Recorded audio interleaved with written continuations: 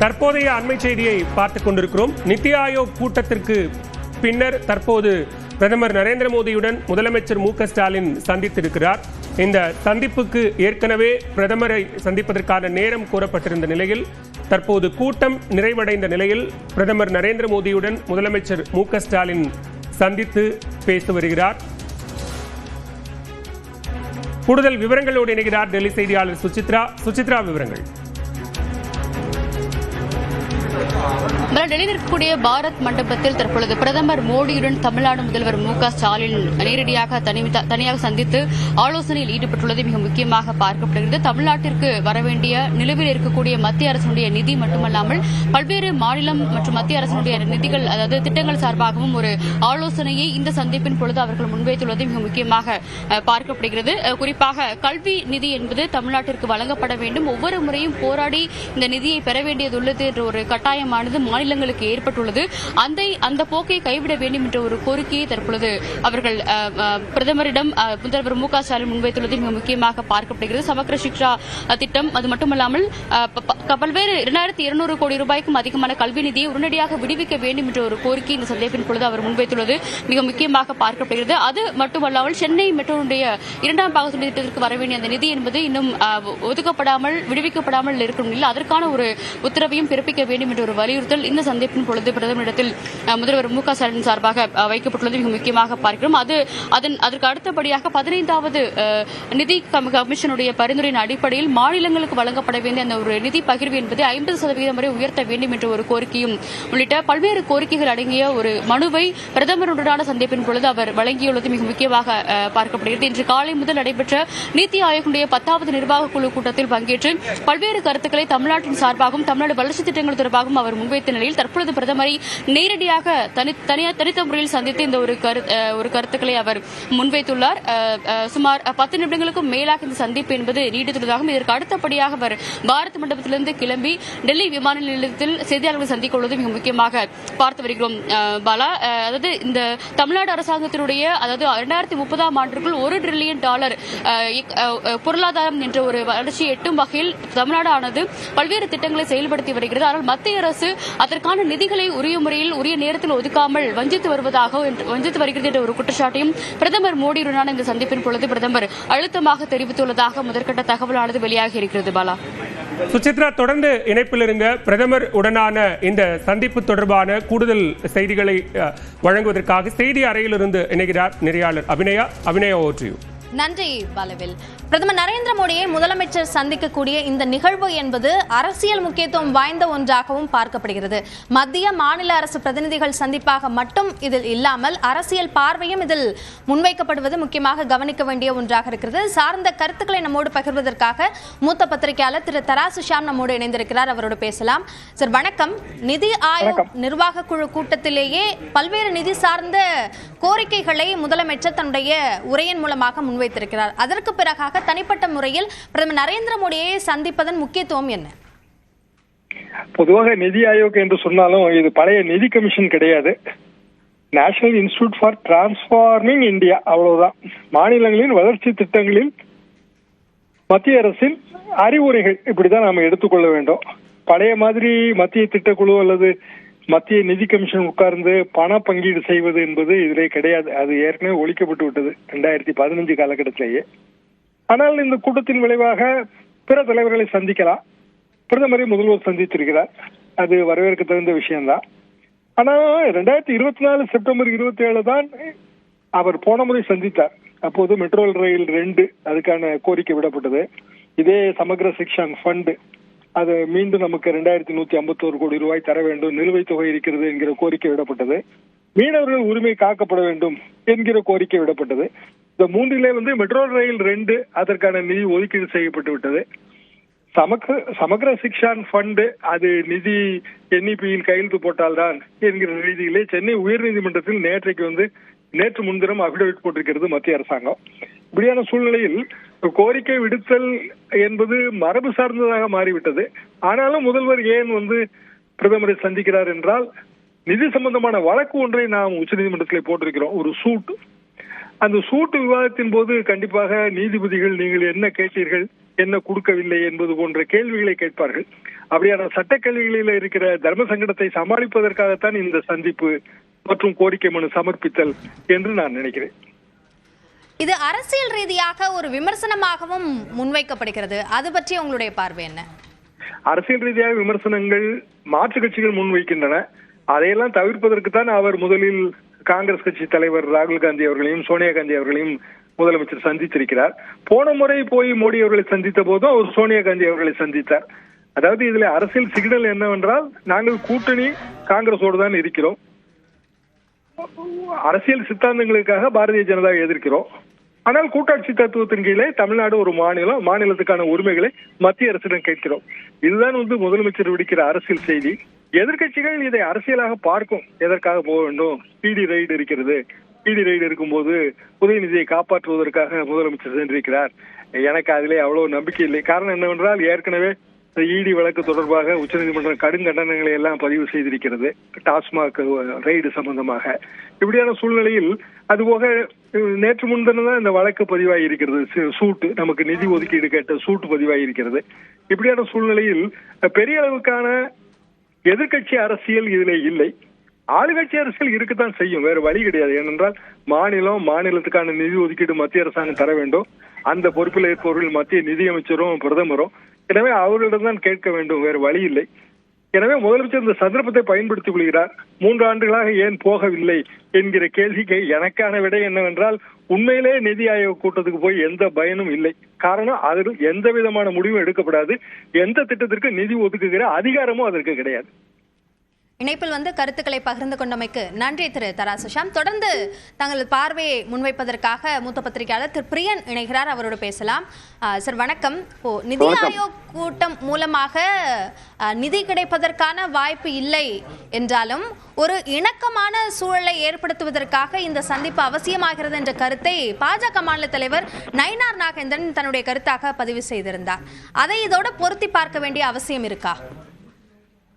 இணக்கமான சூழல் அப்படின்ற ஒரு விஷயத்த அது ஒரு கை ஓசை எடுபடாது. ஆக்சுவலா அது 2 பக்கத்துல இருந்தும் இணக்கமான சூழல் வரணும் ஆக்சுவலா. ஆனா இங்க அடிப்படையில பாத்தீங்கன்னா, சித்தாந்த ரீதியில பாஜகவுக்கும் திமுகவுக்கும் உள்ள பெரிய இடைவெளி இருக்கிறத நம்ம பாக்குறோம், பெரிய மோதல் இருக்கிறதையும் நம்ம பாக்குறோம். ஆனா கடந்த சில ஆண்டுகள் நிதி ஆயோக் கூட்டத்துல சிஎம் அவர்கள் கலந்து கொள்ளாமல் இருந்ததும் இப்பொழுது கலந்து கொள்வதும் ஒரு அரசியல் ரீதியாக தமிழ்நாட்டில் உள்ள அதிமுக பார்ப்பதையே நம்ம புரிந்து கொள்ள முடிகிறது. அதுல ஒரு அரசியல் இருக்குன்னு அவங்க சொல்றதை நம்ம புரிந்து கொள்ள முடிகிறது. ஆனால் அடிப்படையான ஒரு விஷயம் இருக்கு. போன வருஷத்துக்கும் இந்த வருஷத்துக்கும் வித்தியாசம் என்னன்னா, போன வருஷமும் பல எதிர்கட்சிகள் புறக்கணித்தன. மம்தா பானர்ஜிக்கு 5 நிமிடத்துக்கு மேல பேசுறதுக்கான வாய்ப்பு கொடுக்கப்படல. சோ ஸ்டாலின் அவர்கள் போவது கூட ஒரு வகையில் நியாயம் என்று நமக்கு தோன்றியது. அந்த போன வருஷத்துக்கு அப்புறம் இந்த வருஷம் பாத்தீங்கன்னா, சமகர சிஷ்யாவுக்கு நமக்கு பணம் கிடைக்கல, மகாத்மா காந்தி ஊரக வேலைவாய்ப்புக்கு பணம் கிடைக்கல, அதுக்கப்புறம் ரைட் டு எஜுகேஷன், அந்த கல்வி உரிமை, அதுல 25% சேர்க்கிறோம் இல்லையா பசங்க, அதுக்கான மானியத்தை அவங்க கொடுக்கல. சோ இந்த மாதிரி பல விஷயங்கள் இருக்கு. வெள்ள நிவாரண நிதி கொடுக்கல. சோ இந்த மாதிரி பல விஷயங்கள் இருக்கும் பொழுது அதை பற்றி சொல்ல வேண்டிய ஒரு கட்டாயம் முதல்வருக்கு இருக்கு. அதை அவர் பயன்படுத்திக் கொள்வது, நிதி கூட்டத்தை அதற்காக அவர் பயன்படுத்துகிறார். அதை போகும்போது நீங்க சமீபத்தில் இடி எல்லாம் ஒப்பிட்டு நீங்க இதை ஒப்பிடுறதோட நோக்கம் என்ன ஆக்சுவலா?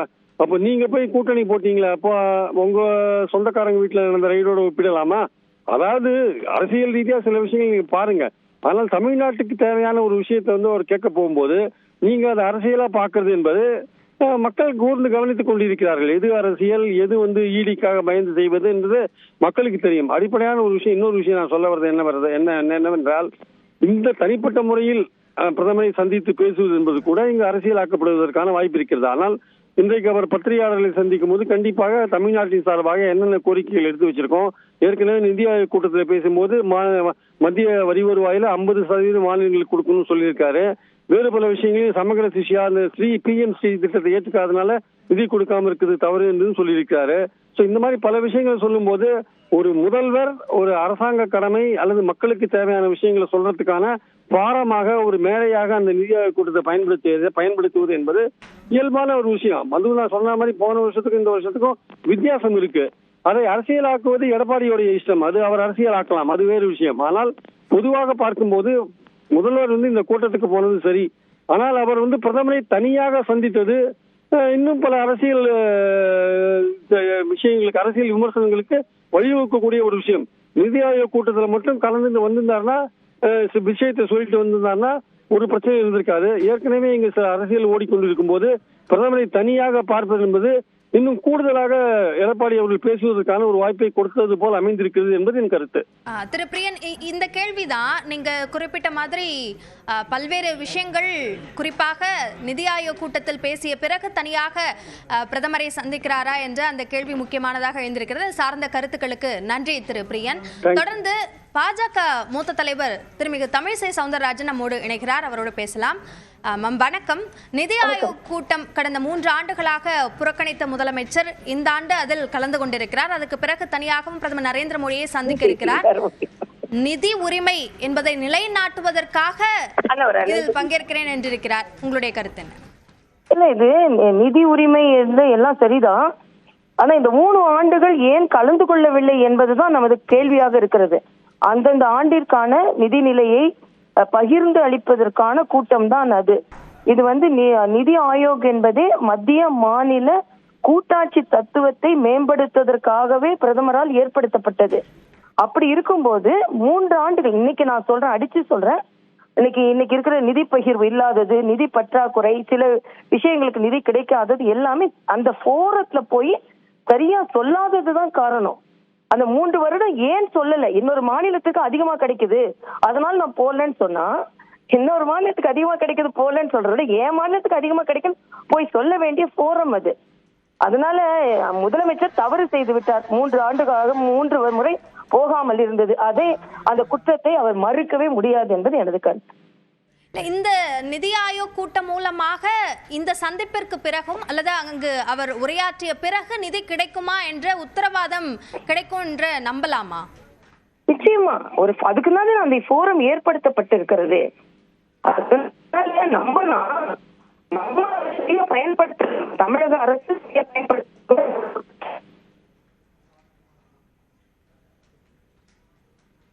இணைப்பில் கருத்துக்களை பகிர்ந்து கொண்டமைக்கு நன்றி திருமிகு தமிழிசை. தொடர்ந்து நம்முடைய டெல்லி செய்தியாளர் சுசித்ரா இணைப்பில் இருக்கிறார். அவரோடு பேசலாம்.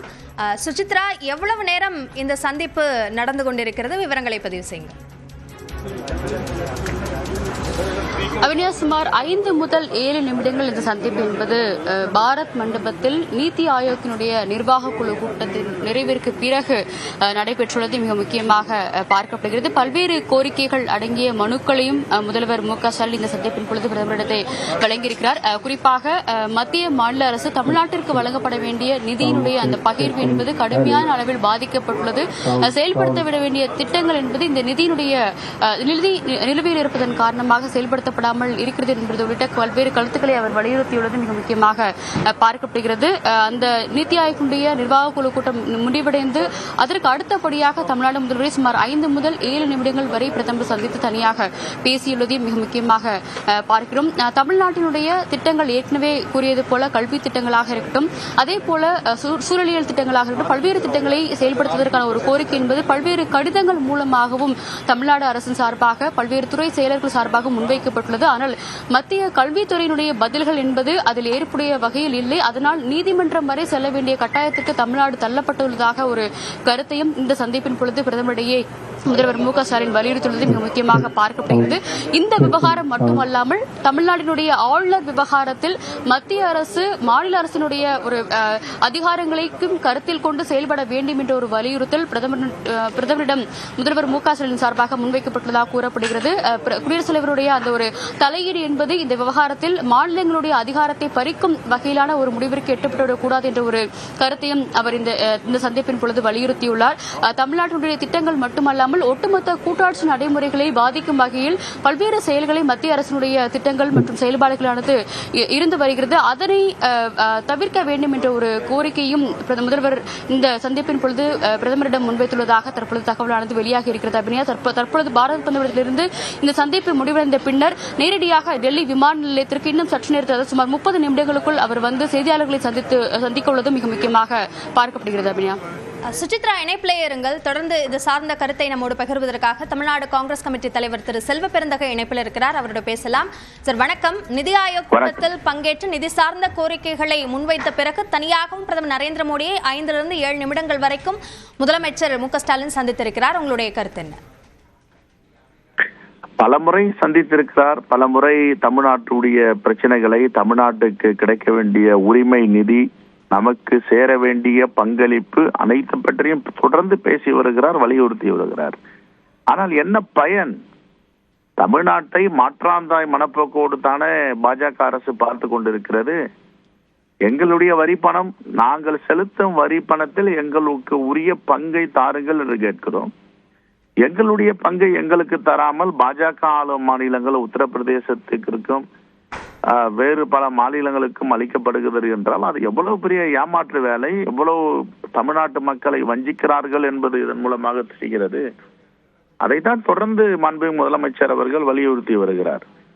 ஒரு தேசம் மேன்மை அடைய வேண்டும், ஒரு தேசத்துடைய கட்டமைப்பு வலிமை பெற வேண்டும் என்றால் எல்லா மாநிலங்களும் சிறப்பான முறையில் வளர்ச்சி அடைய வேண்டும், சம வளர்ச்சி இருக்க வேண்டும். ஆனால் எந்தவித ஆதாரமும் இல்லாமல், எந்தவித ஆதரவும் இல்லாமல் தமிழ்நாடு தொடர்ந்து வென்று வருகிறது. எல்லா நிலை கல்வித்துறை ஆகட்டும், மருத்துவத்துறை ஆகட்டும், தொழில் புரட்சி ஆகட்டும் தமிழ்நாட்டிலிருந்து புறப்படுகிறது. இன்று கூட ஏற்றுமதி பார்த்தீர்கள் என்றால் இந்தியாவிலேயே மிக சிறந்த மாநிலமாக தமிழ்நாடு இருக்கிறது. இப்படி போட்டி போட்டுக்கொண்டு வேலை செய்கிறார்கள், அல்லும் பகலும் உழைக்கிறார்கள் அதிகாரி பெருமக்கள் எல்லோரும். ஆனால் என்ன பயன்? ஒரு பக்கம் வளர்ச்சி, இன்னொரு பக்கம் ஒன்றிய அரசு காலை வாரி கொண்டு இருக்கிறது, முதுகில் குத்துகிறது என்றால் இதை எப்படி ஒரு தேசம் எல்லா மாநிலங்களுடைய வளர்ச்சியிலும் ஈடுபடுகிறது என்பதை நாம் சொல்ல முடியும்? செலக்டிவ் என்று சொல்வார்கள். ஒரு சாராருக்கு ஒரு சலுகை, ஒரு உரிமை கொடுக்கப்படுகிறது, இன்னொரு பக்கம் புறக்கணிக்கப்படுகிறது. ஒரு பக்கம் நிதி புறக்கணிப்பு, இன்னொரு பக்கம் எல்லா துறைகளையும் அனுப்பி அவர்களை ஏவல் விடுவது, சோதனை என்ற முறையில் அரசு துறைகளை முடக்குவது போன்ற நிலைகள் இருக்கின்றன. எல்லாவற்றுக்குமா போயிட்டு உச்ச நீதிமன்றத்தை நாட முடியும், உயர் நீதிமன்றத்தை நாட முடியும்? ஒரு பெரும்பான்மை மக்களால் தேர்ந்தெடுக்கப்பட்ட ஒரு ஆட்சி நடக்கும் பொழுது அந்த ஆட்சிக்கு உதவிகரமாக இருக்க வேண்டும். இதுவும் தன்னுடைய தேசத்தில் உள்ள மாநிலம் என்பதை ஒன்றிய அரசு புரிந்து கொள்ள வேண்டும். மாற்றாந்தாய் மனப்போக்கூட நடந்து கொள்ளக்கூடாது. இதுதான் என்னுடைய முதல் பார்வை. மாண்புமிகு முதலமைச்சர் 6 மணிக்கு பத்திரிகையாளரை சந்திக்கிறார் என்று நினைக்கிறேன். சந்திப்புக்கு பிறகு நாம் உரையாடுவோம். நன்றி. நன்றி திரு செல்வ பெருந்தகை, இணைப்பில் கருத்துக்களை பகிர்ந்து கொண்டமைக்கு. நிதி ஆயோக் கூட்டத்தில் பல்வேறு முக்கியமான நிதி சார்ந்த கோரிக்கைகளை முன்வைத்த முதலமைச்சர் அதன் பின்னாக சுமார் 10 நிமிடங்கள் பிரதமர் நரேந்திர மோடியை தனிப்பட்ட முறையிலும் சந்தித்திருக்கிறார். தன்னுடைய உரையில் PM ஸ்ரீ தர வேண்டிய அந்த 2200 கோடி ரூபாய் நிதி ஒதுக்கப்படாமல் இருக்கிறது, இதனால் மாணவர்கள் பெருமளவில் பாதிக்கப்பட்டிருக்கிறார்கள் என்ற அந்த கோரிக்கையும் அவர் முன்வைத்திருக்கிறார். அது மட்டுமல்லாமல் சுத்தமான கங்கை என்ற அந்த திட்டம் சிறப்பாக செயல்படுத்தப்பட்டது. அதன் பிறகு அதனை தொடர்ச்சியாக காவிரி, வைகை போன்ற இந்த ஆறுகளை சுத்தப்படுத்துவதற்கான திட்டம் தொடங்கப்பட வேண்டும், அந்த திட்டத்திற்கான பெயர் ஆங்கிலத்தில் வைக்கப்பட வேண்டும் என்ற அந்த கோரிக்கையும் அவர் தன்னுடைய உரையின் போது பேசியிருந்தார். அத்தோடு இந்த 15வது நிதிக்குழுவினுடைய பரிந்துரையின்படி மாநிலங்களுக்கு பகிர்ந்தளிக்கப்பட வேண்டிய வரி வருவாய் 41% என்று பரிந்துரைக்கப்பட்டது. ஆனால் ஒதுக்கப்பட்டது 33.16% இருந்திருக்கிறது. எனவே அதனை 50% உயர்த்த வேண்டும். புதிதாக திட்டங்கள் உருவாக்கப்படும் போது அந்த திட்டங்களுக்கான மாநில அரசினுடைய பங்கு வளர்ந்து கொண்டே வருவதன் காரணமாக நிதிச்சுமை ஏற்படுகிறது என்ற கருத்தையும் தன்னுடைய உரையில் முதலமைச்சர் கூறியிருந்தார். அதனைத் தொடர்ந்துதான் பிரதமர் நரேந்திர மோடியை தனிப்பட்ட முறையில் முதலமைச்சர் மு.க. ஸ்டாலின் சந்தித்திருக்கிறார். இது கடந்த 2021ஆம் ஆண்டு நிதி ஆயோக் குழு கூட்டத்தில் முதலமைச்சர் மு.க. ஸ்டாலின் கலந்து கொண்டார். அதற்கு பிறகு 3 ஆண்டுகளாக அந்த கூட்டத்தில் அவர் பங்கேற்கவில்லை. குறிப்பாக கடந்த ஆண்டு நிதி ஆயோக் கூட்டத்தை பொறுத்தவரைக்கும் பட்ஜெட்டில் தமிழ்நாட்டினுடைய பெயர் கூட குறிப்பிடப்படவில்லை என்பதை குறிப்பிட்டு இதனை புறக்கணிக்கிறோம் என்று அறிவித்திருந்த நிலையில் தற்போது இந்த சந்திப்பு நிகழ்ந்திருக்கிறது. இது தொடர்பான கூடுதல் கருத்துக்களை பகிர்வதற்காக முன்னாள் அமைச்சர் திரு ஜெயக்குமார் நம்மோடு இணைப்பில் இருக்கிறார். அவரோடு பேசலாம். வணக்கம் சார். முதலமைச்சர் நிதி ஆயோக் கூட்டத்தில் பேசிய பிறகு பிரதமர் நரேந்திர மோடியையும் சந்தித்திருக்கிறார். உங்களுடைய பார்வை என்ன? வணக்கம். அதாவது மாநில சுயாட்சி இதுதான் எங்களுடைய ஒரு பிரதான கோஷம், ஒரு பிரதான நோக்கம், பிரதான கொள்கை என்ற அடிப்படையில் அதாவது கடந்த 3 ஆண்டு காலமாக நிதி ஆயோக் அந்த கூட்டத்தில் கலந்து கொள்ளாமல் இப்போது கலந்து கொள்ள வேண்டிய அவசியம் என்ன? பொதுவாகவே இப்போ இந்த என்போர்ஸ்மெண்ட் டைரக்டரேட், அதாவது இடி, அதனுடைய அந்த ஒரு முழுமையான வலையில இன்றைக்கு அகப்பட்டு தன்னுடைய மகன் அதுல சிக்கி அதன் மூலம் ஒரு கட்சிக்கு ஒரு பேராபத்தும், அதே போன்று இவர்களுக்கு ஒரு பேராபத்து, அதாவது ஒரு சிறைக்கு செல்ல வேண்டிய ஒரு சூழ்நிலை கூட இடி மூலமாக வரும் என்ற அந்த ஒரு நிலையில் அவசரமாக அதுவும் நிதி ஆயோக் என்ற காரணத்தை காட்டி டெல்லிக்கு சென்றது என்பது தமிழ்நாட்டு மக்களை ஏமாற்றுகின்ற ஒரு செயல்தான். ஏதோ நிதி ஆயோக் கூட்டம் ஒரு மாநிலத்துடைய அந்த நிதி பகிர்வு குறித்து விவாதித்து ஒரு முடிவெடுக்கின்ற ஒரு இடம். அந்த இடத்துல 3 ஆண்டுகள் போயிருந்து இப்பவும் போனா எந்த பிரச்சனை இல்லை. ஆனால் இப்போது மட்டும் போறாங்கன்னா அப்ப அதுல உள்ள சூட்சமம் என்ன என்பது தமிழ்நாட்டு மக்களுக்கு நிச்சயமாக தெரியும். தமிழ்நாட்டு மக்களை பொறுத்தவரை ஸ்டாலினும் சரி, மற்றவர்களும் சரி, இவர் சாதனமும் சரி ஏமாற்ற முடியாது என்பதுதான் நிதர்சனமான உண்மை. குறிப்பாக மத்திய அரசுக்கு, அதாவது ஒரு கருப்பு கொடி, அதே போன்று ஒரு கருப்பு கொடையெல்லாம் ஏந்திட்டு இன்றைக்கு வெள்ளை கொடி பிடித்து வெண்கொடை, அதாவது வெள்ளுடை வேந்தரை பற்றி தமிழ்நாட்டினுடைய அந்த சிறப்பு. ஆனால் இவரை பொறுத்தவரை பார்த்தா இன்றைக்கு வெண்குடை வேந்தராக இன்றைக்கு காட்சியளித்து ஒரு டோட்டல் சரண்டர் என்ற அடிப்படையில் தான் இன்றைக்கு மத்திய அரசிடம் இன்றைக்கு சரண்டரா இருக்காரு. எனவே தொடர்ச்சியாக நான் கேட்கிற ஒரே கேள்வி, 17 வருஷம் மத்தியில இருந்தாங்க. 17 வருஷம் மத்தியில இருந்து அப்பவே ஒரு நிதி தன்னாட்சியை தமிழ்நாட்டில் மேம்படுத்த வேண்டும் என்ற அந்த ஒரு நோக்கத்தோட அப்போதே அரசியலமைப்பு சட்டத்தை எல்லாம் திருத்தி அதன் மூலம் இவ்வளவு வரி வருவாய் வந்தா இந்த மாநிலங்களுக்கு இவ்வளவு பிரிச்சு கொடுக்க வேண்டும் என்ற அந்த அரசியலமைப்பு சட்டத்திலேயே அந்த காலகட்டத்தில் சேர்த்திருந்தா பிரச்சனை இல்லை. ஆனா அப்போதெல்லாம் கோட்டை விட்டு இப்போ ஆட்சி பொறுப்புக்கு வந்தோட மாநில சுயாட்சி என்று கத்துவது என்று மக்களை ஏமாத்துகின்ற செயலாதாக நிற்க முடியும். எனவே தமிழ்நாட்டுக்குரிய அந்த நிதி பெறுவதற்காக இவர் அதாவது பாரத பிரதமரை சந்தித்தாரா என்பது நிச்சயமாக ஒரு கேள்விக்குறியாகத்தான் இருக்கும். அந்த வகையில அது தமிழ்நாட்டுக்கு நிதி பெறுவதான விஷயமாக இருக்காது. எனவே டோட்டல் சரண்டர், அதாவது ஒட்டுமொத்தமாக ஒரு மத்திய அரசு ஒரு அடிபடிந்து ஒரு மத்திய அரசுடைய ஒரு மத்திய அரசு சார்ந்த ஒரு கொத்தடிமையாக தான் இன்றைக்கு திமுகவும் சரி ஸ்டாலினும் இருக்கிறார் என்பதுதான் நிதர்சனமான உண்மை. இணைப்பில் கருத்துக்களை பகிர்ந்து கொண்டமைக்கு நன்றி திரு ஜெயக்குமார். நிதி ஆயோக் கூட்டம், அதில் முதலமைச்சர் முன்வைத்த கருத்து, அதனைத் தொடர்ந்து பிரதமர் நரேந்திர மோடியை முதலமைச்சர் மு.க.ஸ்டாலின் சந்தித்த அந்த நிகழ்வு, இது அனைத்துமே முக்கியமான ஒன்றாக பார்க்கப்படுகிறது. நிர்வாக ரீதியாக மட்டுமல்லாமல் அரசியல் ரீதியாகவும் முக்கியத்துவம் வாய்ந்த சந்திப்பாக இந்த சந்திப்பு பார்க்கப்படுகிறது. இது சார்ந்த செய்திகளை நாம் பார்த்தோம். இனி மற்ற செய்திகளை தொடர்ந்து வழங்குகிறார் நெறியாளர் பாலவேல் சக்கரவர்த்தி. நன்றி அபிநயா.